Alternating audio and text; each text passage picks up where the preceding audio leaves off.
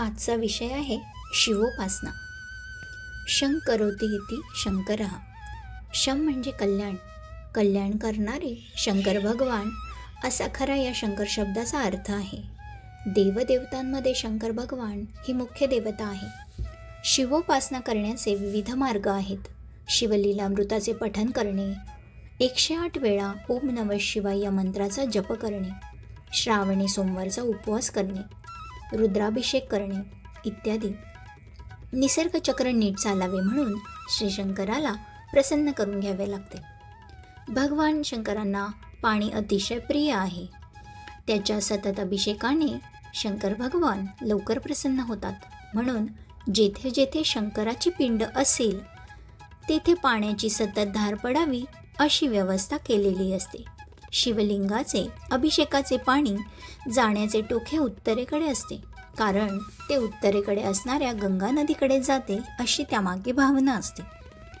पिंडीवर घागरीने अभिषेक करण्यापेक्षा वनगाईच्या शिंगातून केला तर तो शंकरांना जास्त आवडतो, कारण वनगाय ही पवित्र मानलेली आहे.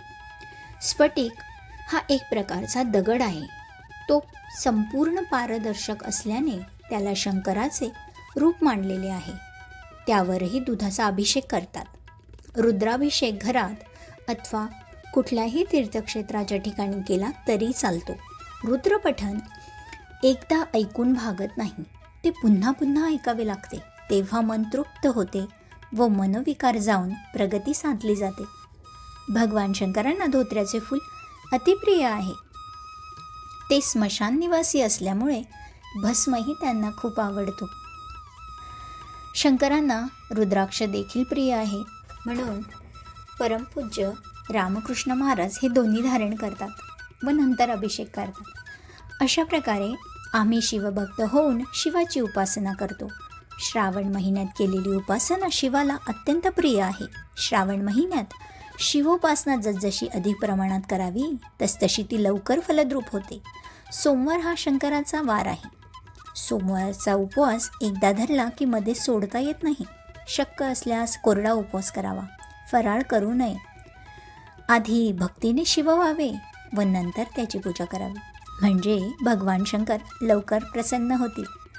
सोम म्हणजे चंद्र, म्हणून चंद्रोदय झाल्यावर भगवंताला बिल्वपत्र अर्पण करून उपवास सोडावा.